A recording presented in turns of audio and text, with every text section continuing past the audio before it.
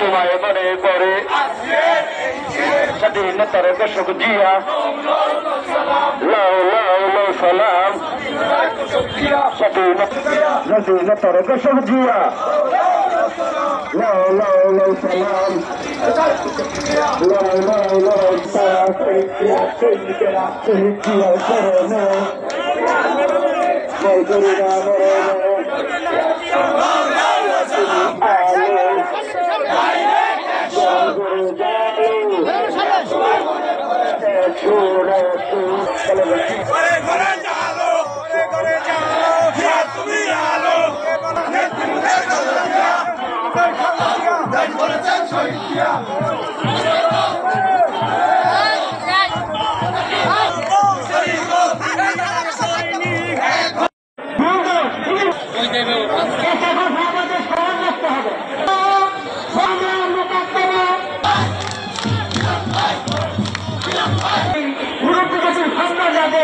তাহলে কিন্তু ধরে রাখতে হবে, তারা কিন্তু সতর্ক অনেক বিরুদ্ধে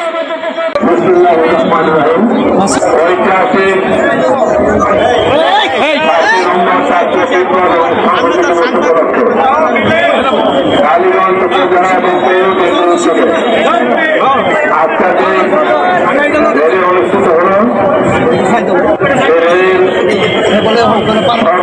নেতা কর্মী করেছেন। তারপর আনুষ্ঠানিকতার খাতে আমি আর একবার নাম বলেছি, উপস্থিত হয়েছেন। আমি নাম বলে যাবো মাস্টার, আলম ভাই, খায়রুল হাসান মিন্টু, আরমান মাস্টার, আলমদুল তপন, ইয়াসিন মোল্লা, মোবারক হোসেন শাওন, নাগরী ইউনিয়ন বিএনপির সভাপতি রবি সরকার, সাধারণ সম্পাদক জাহাঙ্গীর, সবুজ, আবু বসন্ত কুমার চন্দ্র, আবু বকর, আলিমুল হোসেন, জোয়াল, খালিদুজ্জামান বাবলু, মনিরুল জামান বাবলু, সাবেক মেয়র মুক্ত রহমান, জাহাঙ্গীর আলম, মাসুদ রানা, অ্যাডভোকেট সোহেল এবং বক্তাপুর ইউনিয়ন বিএনপি ভারপ্রাপ্ত সভাপতি নাজর হোসেন, শাওন চৌধুরী, ইব্রাহিম প্রধান, ইউনিয়ন শ্রমিক কলেজ। আজকে নভেম্বর কি হয়েছিল আপনারা জানেন না অনেকে। অটোয়া বিপ্লব এবং সংহতি দিবস কেন, এই জাতীয় গুরুত্ব কেন এই দিবসটি পেল, সংহতি শব্দটি কেন এখানে আসলো? 1971 সালের 16 ডিসেম্বর আমরা বিজয় লাভ করেছি। অবশ্য শত শত লক্ষ লক্ষ প্রাণের বিনিময়ে, শত শত লক্ষ লক্ষ মানবের বিনিময়ে সালে স্বাধীনতা অর্জন করেছিলাম। স্বীকার করা হয়েছিল ৭২ থেকে ৭৫ পর্যন্ত শেখ মুজিব এবং তার দল ক্ষমতায় এসে মানুষের সমস্ত মৌলিক মানবিক এবং রাজনৈতিক অধিকারকে ধ্বংস করে দিয়েছিল।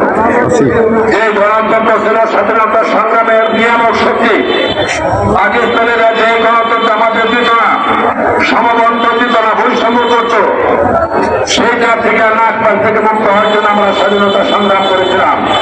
কিন্তু পরবর্তী সময় ৭২ থেকে ৭৫ পর্যন্ত বৈষম্য বেড়েছে।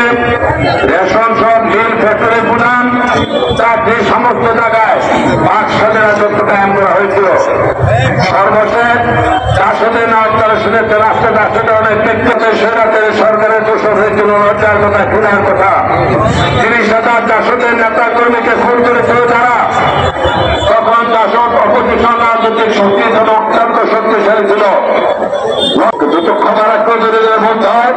পরবর্তী সময় এই জাসরে প্রথম সারির নেতারা আওয়ামী লীগের নেতৃত্ব বৃদ্ধি করে হালু রুটি খাওয়ার জন্য সমস্ত ত্যাগকে তারা উৎপাত করে দেয়, সমস্ত ধ্বংস করে দেয়। সেদিন জিয়া রহমানকে ক্যান্টনমেন্টে বন্দী করা হয়েছিল। জিয়া রহমান তখন সেনাবাহিনী প্রধান ছিলেন না, বিদ্রোহে অংশগ্রহণ করেন নাই। কিন্তু কেন বন্দী করেছিল? কারণ ওনাকে বন্দী করছিল যে তারা মনে করেছিল ৭১ সালে যিনি স্বাধীনতা সংগ্রামের ঘোষণা দিয়েছেন, আজকে আমরা সেই স্বাধীনতাকে অন্য দেশের কাছে পুনর্জীবিত আছে হবে। এই সভার বন্দী করা হয়েছে আমাদের নায়ককে, সমন্বয়ককে, সেনাবাহিনীর সেই কৌশল স্বাধীনতার ঘোষককে।